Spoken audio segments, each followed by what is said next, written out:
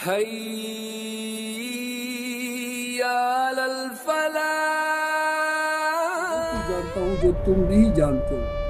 اس کے بعد کیا ہوا کہ سب لوگ جو ہے اب شرمندہ بھی تھے اور خوش بھی تھے، دونوں کیفیتیں تھی ان کے پاس. اعوذ باللہ من الشیطان الرجیم، بسم اللہ الرحمن الرحیم. وَلَمَا فَصَلَتِ الْعِيرُ قَالَ أَبُوهُمْ إِنِّي لَأَجِدُّ رَيْحَ يُوسُفَ لَوْلَا أَن تُفَنِّدُونِ قالوا تالله إنك لفي ضلالك القديم. فلما أن جاء البشير ألقاه على وجهه فارتدى بصيرا قال ألم أقل لكم إني أعلم من الله ما لا تعلمون. صدق الله مولانا وصدق رسولنا ونحن على ذلك من الشاهدين والشاكرين والحمد لله رب العالمين. نحمدہ ونصلی علی رسول الکریم، اما بعد. محترم ناظرین و ناظرات، السلام علیکم. آپ نے چونکہ اس رکوع کی تلاوت پہلے ہی سنی اور اس کو بہت ہی اچھی طرح سے ہمارے برادر نے آپ کے سامنے پیش کیا، تو اب میں ذرا ترجمہ و تشریح کرنے کی کوشش کر رہا ہوں. جب یہ قافلہ مصر سے روانہ ہوا تو ان کے باپ نے کنان میں کہا، میں یوسف کی خوشبو محسوس کر رہا ہوں. تم لوگ کہیں یہ نہ کہنے لگو کہ میں بڑھاپے میں سٹیا گیا ہوں. گھر کے لوگ بولے، خدا کی قسم آپ ابھی تک اپنے اسی پرانے خبت میں پڑے ہوئے ہیں. یعنی یہ اس وقت کا جو ہے واقعہ بیان کیا جا رہا ہے جب کنان سے وفد جو حضرت یعقوب علیہ السلام اور آپ کے بیٹوں پر اور رشتہ داروں پر مشتمل تھا، جس کی تعداد بعض لوگوں نے 70 بتائی ہے، بعض لوگوں نے اس سے کم، بعض لوگوں نے اس سے زیادہ بتائی ہے، بعض لوگوں نے تقریباً 91 کے قریب بتائی ہے. تو وہ جب نکل رہا تھا وہاں سے، قافلہ واپس جا رہا تھا مصر کی طرف، مصر سے کنعان کی طرف جا رہا تھا، اس وقت حضرت یعقوب علیہ السلام نے کہا کہ مجھے حضرت یوسف کی خوشبو آ رہی ہے، لیکن مجھے خطرہ ہے کہ آپ لوگ یہ نہ کہو، یعنی اپنے پوتوں سے کہا، تم یہ نہ کہو کہ تم بڑھاپے میں سٹیا گئے ہو. یعنی یہ عجیب سی بات لگے گی آپ کو کہ ابھی تک میں حضرت یوسف علیہ السلام کو نہیں بولا ہوں اور مجھے ان کی خوشبو آ رہی ہے. تو انہوں نے کہا قالوا تاللہ انک لفی ضلالک القدیم. تو ان لوگوں نے کہا، یعنی گھر کے لوگ جو وہاں ان کے پوتے تھے، بولے خدا کی قسم آپ ابھی تک اپنے اسی پرانے خبت میں پڑے ہوئے ہو. یعنی اتنی زیادہ محبت آپ کو حضرت یوسف علیہ السلام کے ساتھ ایک زمانہ ہو گیا، ابھی تک تم اس کی یاد کو نہیں بھولے ہو اور روتے روتے اپنی آنکھوں کا بھی حال برا کر دیا ہے. ایک لحاظ سے بصارت چلی گئی تمہاری حضرت یوسف علیہ السلام کی یاد میں روتے روتے. تو انہوں نے ان سے کہا کہ آپ اسی پرانے خبت میں مبتلا ہو ابھی تک. میں اس کی وضاحت اور آگے کروں گا. فلما ان جاء البشیر القاہ علی وجہہ فارتدى بصیرا. پھر جب خوشخبری لانے والا آیا تو اس نے یوسف علیہ السلام کا قمیض یعقوب کے منہ پہ ڈال دیا اور یکایک اس کی بینائی عود کر آئی. اب یہ اس کے بعد جب ایک بھائی جو تھے، بڑے بھائی، حضرت یوسف علیہ السلام کے بھائیوں میں سے جو سب سے بڑے بھائی تھے یہودا بن یعقوب علیہ السلام، تو وہ آئے. ان کا نام یہاں پر، ان کا لقب یہاں پر بشیر رکھا گیا ہے، یعنی بشارت دینے والا. تو انہوں نے اپنے بھائیوں سے کہا تھا میں سب سے پہلے جاؤں گا اور میں خوشخبری لے کے جاؤں گا حضرت یوسف علیہ السلام کی، حضرت یعقوب کو بتاؤں گا. اور پھر ان کو حضرت یوسف علیہ السلام نے کہا تھا کہ یہ میری قمیض لے کے جاؤ اور یہ اپنے باپ کے اس کے منہ پہ ڈال دینا، تو انشاءاللہ اس کی روشنی واپس چلی آئے گی. تو چنانچہ وہ جب پہنچ گیا اور اس نے اپنے والد صاحب کے منہ پہ ڈال دی अपने चेहरे मुबारक, उनके चेहरे मुबारक पर डाल दी वो कमीज। फरतदा बसीरा, तो उसका ये हाल हुआ कि उसकी बीनाई औद कर आई, अचानक औद कर आई। तब उसने कहा, काल अलम अकुल लकुम इन्नी आलम मिनल्लाहि मा ला तालमून। तब हजरत याकूब अलैहिस्सलाम ने फरमाया, मैं तुमसे कहता न था, मैं अल्लाह की तरफ से वो कुछ जानता हूँ जो तुम नहीं जानते। यानी मैं पहले से ही आप कह रहा था तुम लोगों से, तुम ढूंढो हजरत यूसुफ अलैहिस्सलाम को और अल्लाह की रहमत से मायूस मत हो जाओ। और जब फिर बिन्यामीन को भी वहाँ रखा गया था मिस्र में, हजरत यूसुफ अलैहिस्सलाम ने उनको रोक के रखा था, उसका वाक़ा आपने पूरी तफसील से सुना। तो हजरत याकूब अलैहिस्सलाम ने उनसे उस वक्त कहा था कि अब तुम दोनों भाइयों को तलाश करने के लिए जाओ। फिर हजरत याकूब अलैहिस्सलाम के पास जब ये कमीज आया और ये बशारत देने वाला आया, यानी यहूदा बिन याकूब अलैहिस्सलाम, तो और उनकी रोशनी लौट आई, तो उन्होंने अपने बेटों से कहा, अपने आस पास जो बैठे थे उनके अपने रिश्तेदार, उनसे कहा, क्या मैंने तुमसे नहीं कहा था कि मैं अल्लाह की तरफ से वो कुछ जानता हूँ जो तुम नहीं जानते हो। यानी पैगंबरों के पास जो इल्म होता है, उस इल्म तक किसी और की रसाई नहीं होती है इंसानों में, और ये ख़ास इल्म होता है अल्लाह की तरफ से। इसलिए उनको उम्मीद थी कि हज़रत यूसुफ अलैहिस्सलाम एक दिन वापस लौट आएंगे। और फिर जो उन्हें ख्वाब देखा था हज़रत यूसुफ अलैहिस्सलाम ने, उसकी ताबीर भी तो होनी थी, अभी तो बाकी थी उसकी ताबीर। तो उस लिहाज से भी हज़रत याकूब अलैहिस्सलाम ने ये बात कही। तो ये उस इल्म की वजह से उन्होंने कही जो अल्लाह की तरफ से उनको मिला था, और ये बात उन्होंने उनको बताई, मैं तुमको बता रहा था कि मैं अल्लाह की तरफ से वो कुछ जानता हूँ जो तुम नहीं जानते हो। उसके बाद क्या हुआ कि सब लोग जो है अब शर्मिंदा भी थे और खुश भी थे, दोनों चीज, दोनों कैफियतें थी उनके पास। कालू या अबाना इस्तगफिर लना जुनुबना इन्ना कुन्ना खातीन, सब बोल उठे, अबा जान आप हमारे गुनाहों की बख्शिश के लिए दुआ करें, वाकई हम खताकार थे। तो हजरत याकूब अलैहिस्सलाम ने फरमाया, काला सौफा अस्तगफिरु लका लकुम रब्बी इन्नहु हुवल गफूरुर रहीम। उसने कहा, मैं अपने रब से तुम्हारे लिए माफ़ी की दरख्वास्त करूँगा, वो बड़ा माफ़ करने वाला और रहीम है।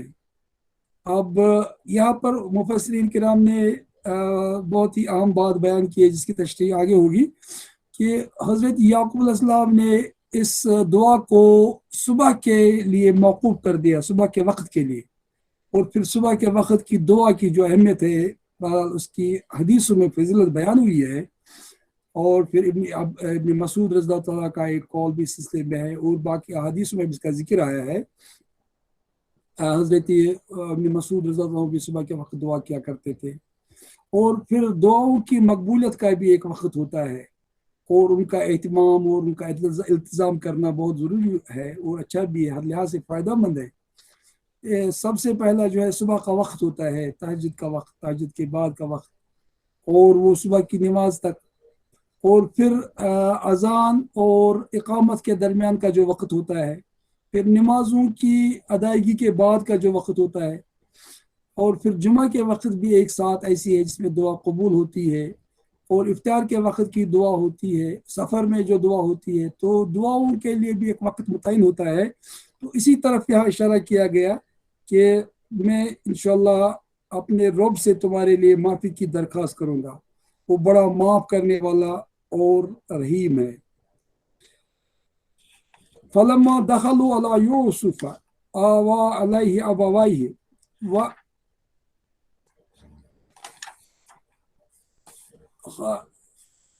यानी जब वो दाखिल हो गए, तो हज़रत यूसुफ अलैहिस्सलाम ने उनको अपने करीब कर दिया, और फिर उसके बाद जो है सब सजदा रेज हो गए। तो यहाँ पर ये इस तरह से जिक्र हुआ है कि हज़रत यूसुफ अलैहिस्सलाम ने फलम्मा दखलू अला यूसुफ आवा इलैहि अबवाइहि, फिर जब ये लोग यूसुफ अलैहिस्सलाम के पास पहुंचे, तो उसने अपने वालिदैन को अपने साथ बिठा लिया और अपने सब कुंबे वालों से कहा, चलो अब शहर में चलो, अल्लाह ने चाहा तो अमन में रहोगे। تو یہ ایک بہت ہی زبردست یہاں پر ان کو ایک بشارت دی گئی ایک لحاظ سے، اب تم یہاں آ گئے ہو، اب تم امن سے رہو. اور یہ لوگ سب بہت ہی شان شوکت کے ساتھ وہاں آئے، اور حضرت یوسف نے اپنے والدین کو اپنے ساتھ بٹھا لیا اور اپنے سب کنبے والوں سے کہا چلو اب شہر میں چلو، اللہ نے چاہا تو امن چین سے رہو گے. قحط کا زمانہ تھا اور وہ گاؤں سے آئے تھے، وہاں وہ مویشی پالتے تھے اور بادیہ نشین تھے. اب وہ شہر میں آ چکے تھے اور حضرت یوسف علیہ السلام وہاں پر ایک حکمران تھے.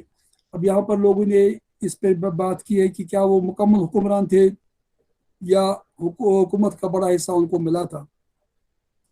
جیسے تورات میں بھی ذکر آیا ہے اور قرآن میں بھی اس کا ذکر ہے کہ ایک لحاظ سے وہی حکمران تھے مصر کے، اور تورات میں یہاں تک آیا کہ ان کو ہر چیز کا اختیار دیا گیا تھا، بادشاہ نے دیا تھا ان کو. اور انہوں نے خود بھی کہا تھا اجعلنی علی خزائن الارض، اس کی تشریح تو پہلے ہی آ چکی ہے. یعنی اتنا زیادہ ان کو وہاں پر تصرف حاصل تھا ملک میں کہ ان کے حکم کے علاوہ کوئی حکم چلتا ہی نہیں تھا. بادشاہ بھی انہی کی بات مانتا تھا اور اسی لیے ان کو عزیز بھی کہا گیا ہے. ایک لحاظ سے حکومت صحیح معنوں میں انہی کے ہاتھ میں تھی. باقی تو جو وہاں کا اصل بادشاہ تھا تو وہ تو بس ٹائٹولر ہیڈ تھا ایک، تو حکومت حضرت یوسف علیہ السلام کی تھی. یہاں پر میں اس پہ بحث نہیں کروں گا. تو یہاں پر جو بات سامنے آ رہی ہے، پھر جب یہ لوگ یوسف کے پاس پہنچے تو اس نے اپنے والدین کو اپنے ساتھ بٹھا لیا اور اپنے سب کنبے والوں سے کہا چلو اب شہر چلو، اللہ نے چاہا تو امن چین سے رہو گے. ورفع أبويه على العرش وخروا له سجدا وقال يا أبت هذا تأويل رؤياي. تو اس کے بعد جب اس کو تخت پر بٹھا دیا اور سب اس کے آگے بے اختیار سجدے میں جھک گئے، یوسف نے کہا ابا جان یہ تعبیر ہے میرے اس خواب کی، یعنی جو میں نے پہلے خواب دیکھا تھا اس کی تعبیر یہ ہے. اور پھر اس کے بعد انہوں نے بہت ساری وہ اللہ کی جو نعمتیں ان پہ ہوئی تھی اس کا ذکر خیر کیا کہ کس طرح سے اللہ نے ان کو قید خانے سے نکالا اور پھر صحرا سے لوگوں کو نکال کے آپ کے پاس پہنچا دیا. اور پھر ایک زبردست بات بتائی بعد ان نزغ شیطان بینی و بین اخوتی ان ربی لطیف لما یشاء انہ هو العلیم الحکیم. یعنی قید خانے سے نکالا اور آپ لوگوں کو صحرا سے لا کر مجھ سے ملایا، حالانکہ شیطان میرے اور میرے بھائیوں کے درمیان فساد ڈال چکا تھا. دیکھیے کیا حکمت عملی ہے، کیا محبت ہے، کیا خلوص ہے اور کیا برادری کا احساس ہے. یہ نہیں کہا ان اپنے بھائیوں سے جنہوں نے ان کو قتل کرنے کے لیے کیا کیا سازشیں نہیں کی تھی، کیا کیا جتن نہیں کیے تھے. اور یہودا نے ان کو روکا تھا اپنے بھائیوں کو کہ یوسف کو قتل مت کرو، اگر اس کو اسے نجات حاصل کرنی ہے تو اس کے کنویں میں ڈال دو. تو وہ ان کو قتل کرنا چاہتے تھے. اور پھر اسی طرح کی بہت ساری حرکتیں انہوں نے کی تھی حضرت یوسف علیہ السلام کے ساتھ. اور پھر جب وہ مصر پہنچ گئے تھے اور جب حضرت بنیامین کو روکا گیا تھا اس وقت کیا کہا تھا انہوں نے کہا تھا اگر اس نے چوری کر لی بنیامین نے، اس کے بھائی نے بھی تو پہلے چوری کی تھی. اب کس کے سامنے یہ کہہ رہے ہیں؟ حضرت یوسف علیہ السلام کے سامنے. اب بتائیے اس وقت حال کیا رہا ہوگا حضرت یوسف علیہ السلام کا. لیکن بردباری کا عالم دیکھیے آپ کہ اس وقت بھی کچھ نہیں کہا ان سے اور بہت ہی صبر و تحمل کا جو ہے مظاہرہ کیا. یہ پیغمبرانہ جو ہے ایک عظمت ہوتی ہے ان کی، ایک عظمت ہوتی ہے ان کی، ایک بصیرت ہوتی ہے ان کی کہ وہ بہت ہی صبر و تحمل سے کام لیتے ہیں.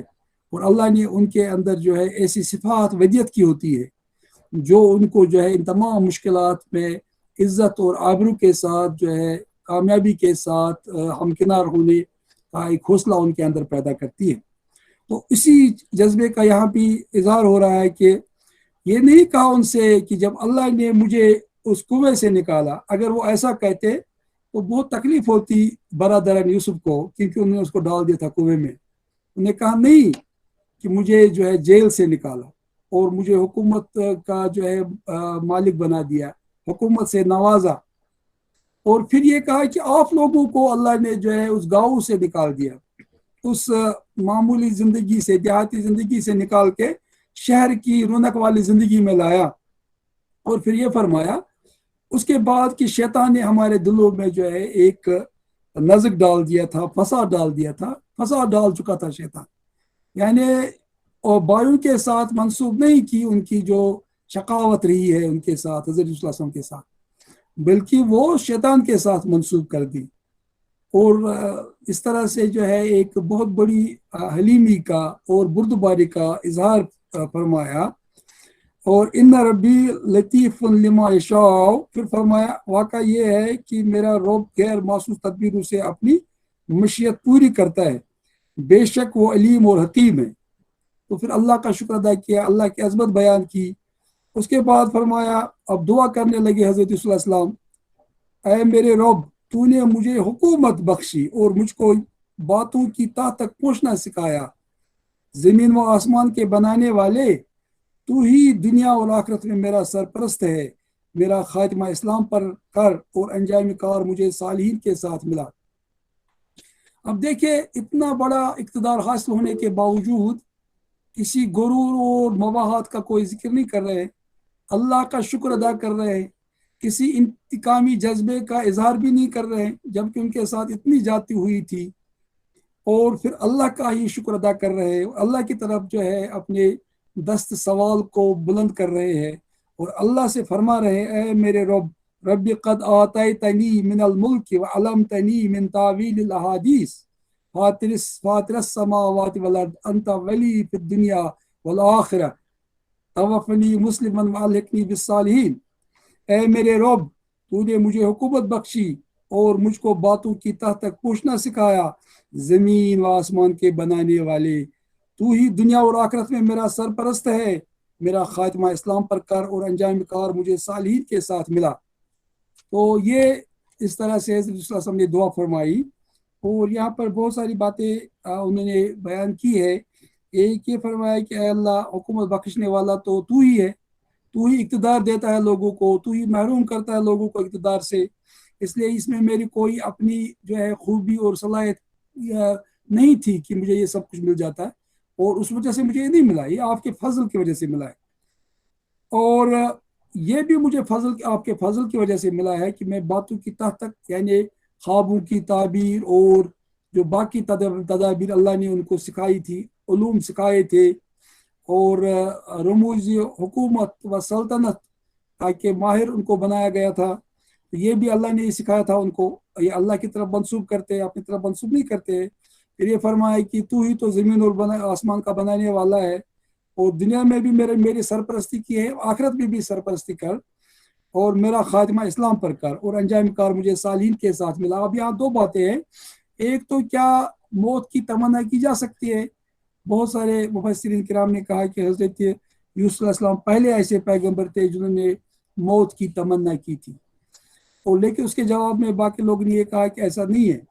وہ یہ نہیں کہہ رہے کہ مجھے موت مل جائے جلدی ہی. تو حالانکہ آپ کو پتہ ہے کہ اس کے بہت سالوں تک حضرت یوسف علیہ السلام زندہ رہے، اور ان کے والد صاحب بھی جو ہے 17 سال تک زندہ رہے. حالانکہ جب وہ پہنچ گئے تھے مصر اس وقت ان کی عمر جو ہے 130 سال کی تھی، اور اس کے بعد 17 سال تک زندہ رہے تھے.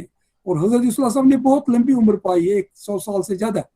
تو اس لیے یہ اس معنی میں نہیں تھا، یعنی اس معنی میں تھا کہ جب بھی موت آئے گی تو اس وقت جو ہے میں مسلمان رہوں اور آپ کی فرمانبرداری کی زندگی جو ہے مطلب گزارتا رہوں. تو حالانکہ آپ کو پتہ ہے پیغمبران کرام علیہ السلام تو بہرحال معصوم الخطا ہوتے ہیں، تو لیکن پھر بھی وہ دعا اللہ سے ہی ہمیشہ کرتے ہیں، ان کا پورا اعتماد جو ہے اللہ پر ہی ہوتا ہے. تو یہاں پر جو ہے مفسرین کرام نے بہت ساری باتوں کا اظہار کیا ہے. انہوں نے فرمایا کہ اسلام سے پہلے جتنی اور قومیں تھیں ان میں موت کی دعا کرنا جو ہے وہ جائز تھا، اور اس کے برعکس اسلام میں اس کی اجازت نہیں ہے. اور اس بات کی وضاحت جو ہے اسی طرح سے ہوئی ہے، تو وہ چلو ہم آگے جا کے بیان کریں گے. تو اس میں البتہ ایک بات جو ابن کثیر نے فرمائی ہے کہ جب فتنے کا ڈر ہو، آدمی کو خطرہ ہو کہ اس کا دین چلا جائے گا اگر وہ زندہ رہا، تو ایسے حالات میں موت کی تمنا کرنے میں کوئی حرج نہیں ہے. جیسے ایک حدیث آیا کہ دجال کے زمانے میں ایک شخص آئے گا، ایک قبر کے پاس سے گزرے گا تو کہے گا اے کاش میں اس قبر میں ہوتا اور یہ قبر والے کی جگہ پر میں ہوتا.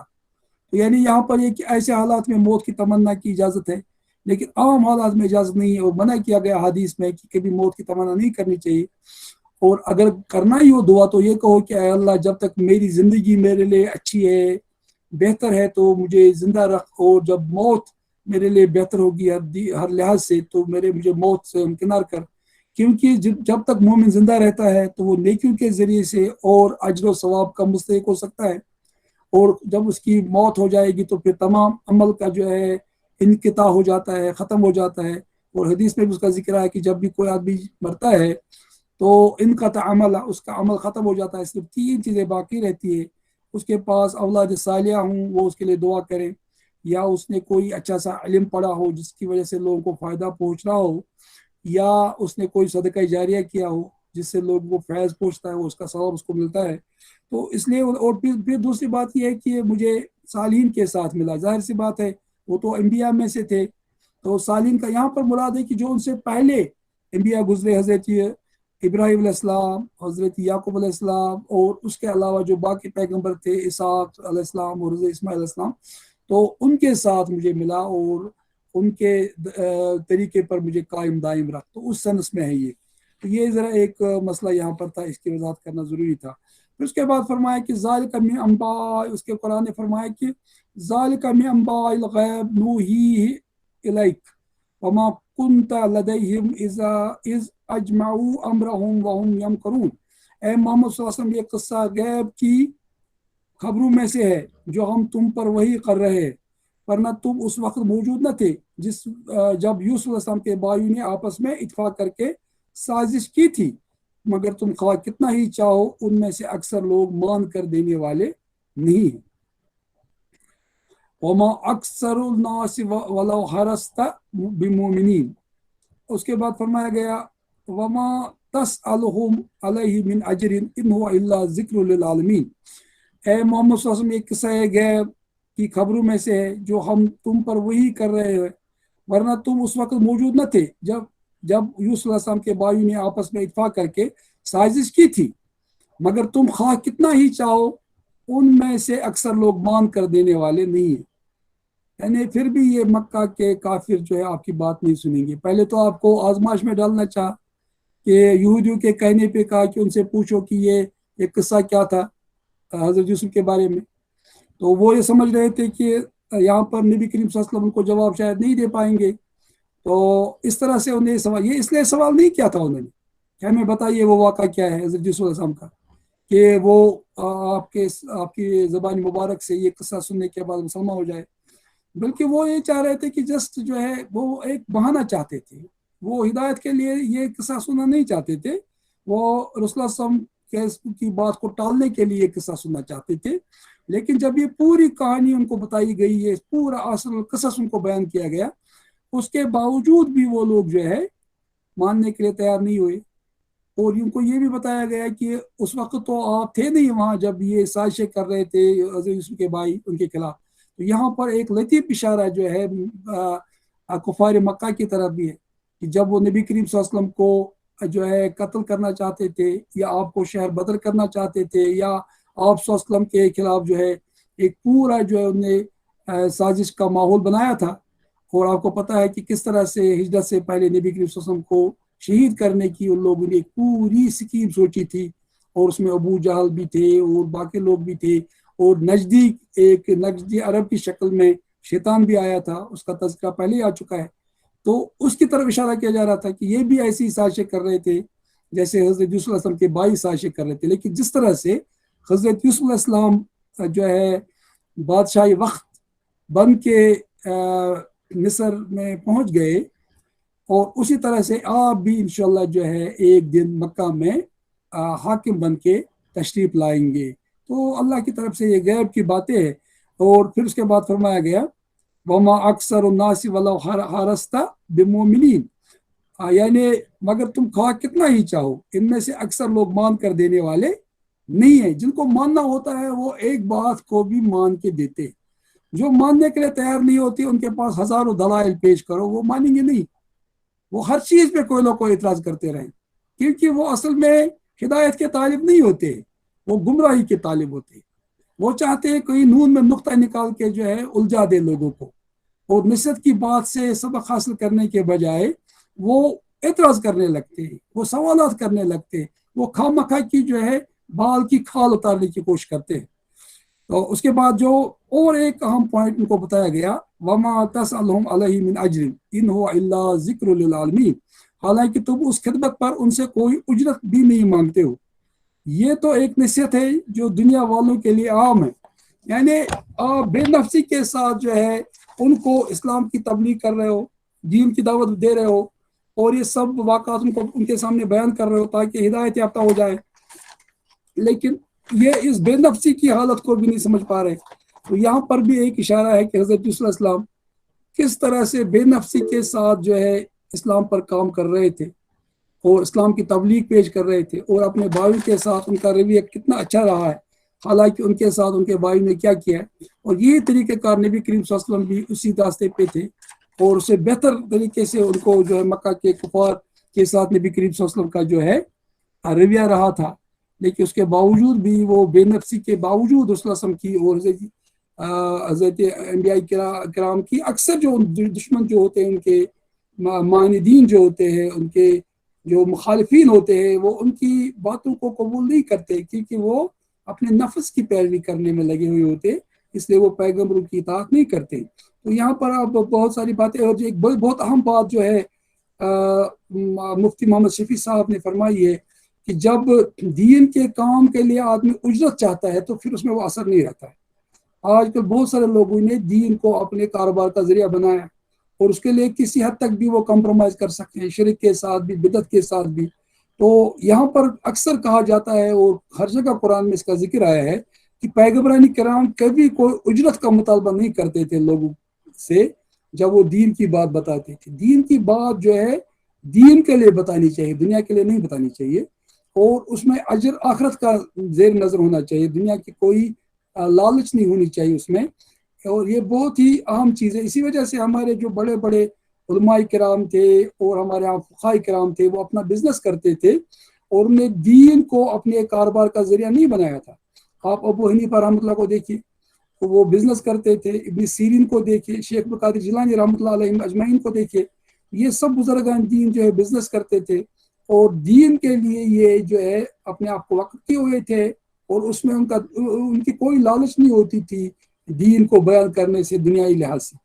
تو اب یہاں پر کچھ باتوں کی میں وضاحت اور کرنا چاہوں گا۔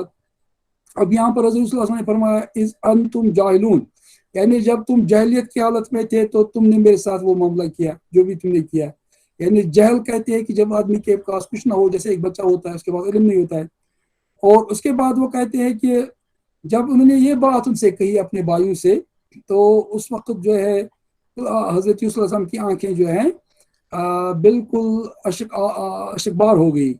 دیکھیں کیا ایک بے نفسی کا عالم ہوتا ہے، ہمدردی اور محبت کا عالم ہوتا ہے، اتنا کچھ ان کے ساتھ کیا گیا اور انہوں نے اپنے بھائیوں کو بری کر دیا، اور جب یہ کہہ رہے تھے تو ان کی آنکھیں جو ہے بھر آئی۔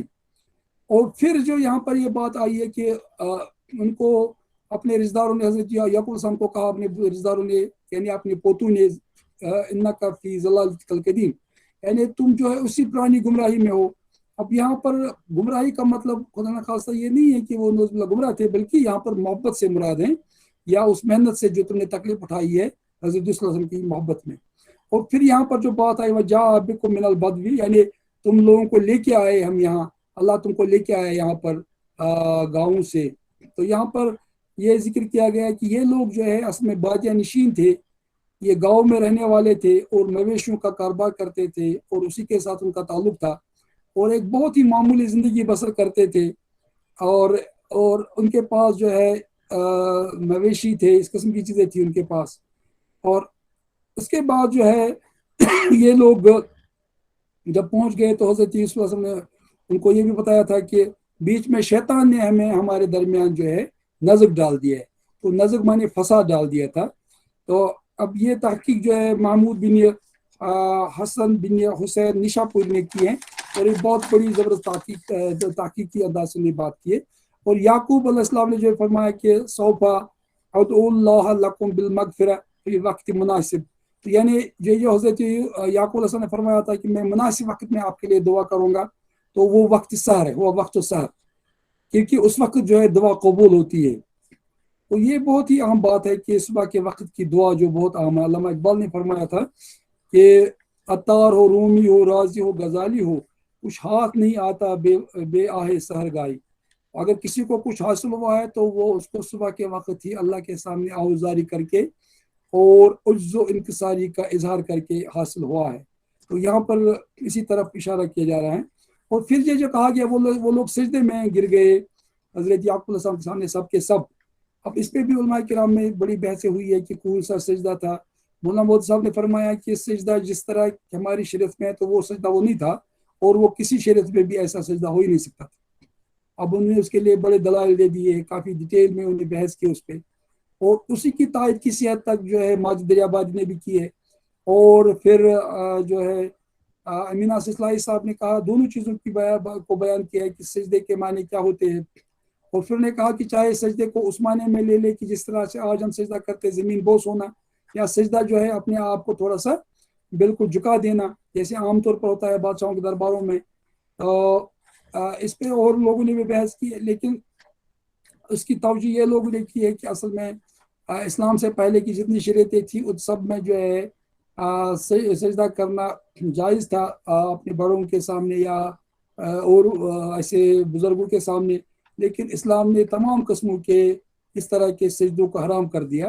حالانکہ مولا بدھ صاحب نے اس سجدے تحیت کو اور اس قسم کے سجدے تعظیمی کو حرام قرار دیا ہر لحاظ سے، لیکن علماء کرام نے فرمایا کہ اس قسم کا سجدہ جو ان کے ہاں مروج تھا پہلے سے، اور اسی بات کی طرف بہت سارے علماء نے فرمایا۔ تو یہاں پر جو ہے یعنی سجدہ کا مطلب ہوتا ہے کہ جھکنا اور تقریب کرنا، تو یہ سجود عبادت نہیں ہے، اور نہ یہ اس کا مطلب ہمیشہ یہ نہیں ہوتا ہے کہ آدمی جو ہے اپنا چہرہ جو ہے زمین پہ ہی رکھے، لیکن کیونکہ اس زمانے میں ان کا یہی طریقہ تھا، یہ جو اپنے بزرگوں کی عزت کرنے کا ان کی شریعت میں اس قسم کا طریقہ تھا۔ تو ایک بات یہاں پر یہ کہا کہ لیکن علماء کہتے ہیں کہ نہیں، باقاعدہ جیسا سجدہ ہوتا ہے ویسا سجدہ انہوں نے کیا ہے، کیونکہ اس زمانے میں یہ جائز تھا لیکن بعد میں یہ حرام ہو گیا۔ تو اس قسم کی باتیں بہت ساری علماء کرام نے بیان کی ہے۔ اور تفندون کا مطلب ہوتا ہے کہ یعنی مجھے خطرہ یہ ہے کہ تم میرے اوپر الزام نہ لگاؤ یا تم مجھے جھوٹا نہ قرار دے دو، تو اس قسم کی باتیں۔ تو یہاں پر جو رفع ابوائی عرش کا مطلب کیا ہے، یعنی جو بادشاہ کا جو تخت ہوتا ہے اس پہ اپنے باپ کو بٹھایا حضرت یوسف علیہ السلام نے، یعنی حضرت یعقوب علیہ السلام کو۔ اور اس کے بعد جو انہوں نے سب سجدہ روز ہو گئے تو وہ اس خواب کی تعبیر انہوں نے بیان کی کہ جب ہم نے خواب دیکھا تھا کہ میرے سامنے جو ہے 12 ستارے جو ہے 12 ستارے جو ہے وہ سجدہ ریز ہو گئے ہیں، اور اس طرح سے جو ہے چاند اور سورج کو بھی سجدہ ریز دیکھا تھا، تو کہا یہ اصل میں اس کی تعبیر ہے۔ اور یہ بھی ایک پوائنٹ لوگوں نے بیان کیا ہے۔ تو بعض علماء نے بہت ساری باتیں اس معاملے میں کی ہے، اور اب جہاں تک تعلق ہے کہ یہ اپنے والدین کے سامنے جھک گئے، تو یہاں پر بعض لوگوں نے کہا کہ حضرت یعقوب علیہ السلام تو حیات تھے لیکن آپ کی والدہ کا انتقال پہلے ہو گیا تھا، تو یعنی حضرت یعقوب علیہ السلام کے ساتھ بھی دوسری اہلیہ جو تھی جو ان کی حضرت یوسف علیہ السلام کی سوتیلی ماں تھی، اور آپ کی حقیقی خالہ بھی آئی تھی۔ تو لیکن ابن کثیر نے فرمایا ہے کہ یہ ثابت نہیں ہو رہا ہے کہ حضرت یوسف علیہ السلام کی والدہ کا انتقال ہوا ہے، تو یہاں پر ایسا ظاہر نہیں ہو رہا ہے، اس کو کسی چیز سے ظاہر نہیں ہو رہا ہے۔ بہرحال اس قسم کی باتیں لوگوں نے بیان کی ہے۔ تو پھر حضرت یوسف علیہ السلام کی شہادت دی گئی ہے بہت ساری چیزوں سے کہ وہ اس گناہ سے پاک تھے، بری تھے، جس کا الزام زلیخا نے ان پہ لگایا تھا۔ تو یہ پوائنٹ بھی بہت ہی اہم ہے۔ تو چونکہ رسول اللہ نے فرمایا کہ یہاں تک سجدے کا تعلق ہے کہ ایک بار جب حضرت معاذ بن جبل کو بھیجا گیا تھا یمن، تو وہاں سے آنے کے بعد رسول اللہ کو سجدہ کرنا چاہا، تو رسول اللہ نے فرمایا کہ یہ کیا ہے؟ تو انہوں نے کہا کہ میں نے تو یمن میں دیکھا کہ وہ اپنے مذہبی رہنماؤں کے سامنے اس طرح سے سجدہ کر ریز ہوتے ہیں، تو آپ تو زیادہ مستحق ہے اس کے۔ تو رسول اللہ نے فرمایا ما ھذا یا معاذ، تو رسول اللہ نے فرمایا کہ اگر ایسا ہوتا ہے کہ میں کسی کو حکم دیتا کہ سجدہ کرو تو میں عورت سے کہتا کہ اپنے शौहर के सामने सजदा रेज वाली के किसी के सामने सजदा करना जायज नहीं है। तो ये भी एक बहुत अहम पॉइंट है। और फिर एक चीज़ इस पे मैं ख़त्म करने वाला हूँ, ये नहीं ये है कि उनको फिर हज़रत यूसुफ अलैहिस्सलाम ने जासान में आबाद किया।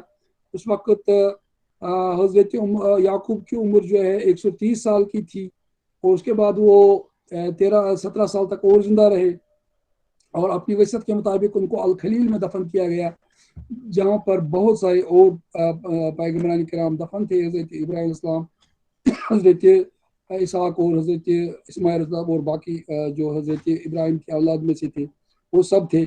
और फिर 400 साल के बाद हज़रत मूसा ने उनका ताबूत जो है वहाँ से निकाला। और जब हज़रत यूसुफ अलैहिस्सलाम का इंतकाल हो गया तो उनको मिस्र में ही जो है दफन किया गया था। बाद में उनको वहाँ से हज़रत मूसा अलैहिस्सलाम ने निकाला था तकरीबन 500 साल के बाद। और अब ये बहुत सारी बातें यहाँ पर डिस्कस हुई है, और मैंने पहले आपसे कहा था कि सुबह के वक्त की अहमियत के बारे में। तो यहाँ पर हज़रत उमर रज़ियल्लाहु अन्हु एक बार मस्जिद में गए तो वो सुन रहे थे कि इंसान कोई बात कर रहा था, अल्लाह से दुआ कर रहा था। तो उसके बाद जब उन्हें आवाज़ सुनी तो देखा कि ये हज़रत अब्दुल्लाह बिन मसूद का घर है। तो उनसे पूछा कि ये क्या है, तो उन्होंने फरमाया कि हज़रत याकूब जो है आखिरी वक्त में अल्लाह से दुआ कर रहे थे अपने बेटों के लिए। तो इस तरह से उसकी बड़ी अहमियत है। और ख़ासतौर से ये सुबह जुमा के जो है शब जुमा में बड़ी अहमियत फजल दुआ की आई है। हालांकि उस पर जो है इब्न कसीर ने कलाम किया है। और फिर आखिरी बात यह है कि क्या आदमी मौत की तमन्ना कर सकता है? तो अब जब उसको कोई मुसीबत आ जाए तो उस ने फरमाया कि मौत की तमन्ना नहीं करनी चाहिए।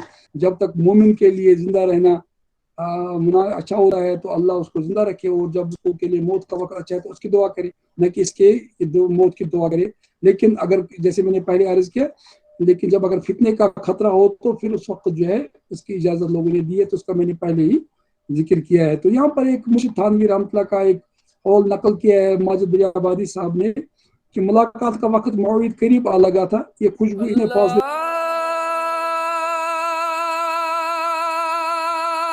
अल्लाहु अकबर अल्लाहु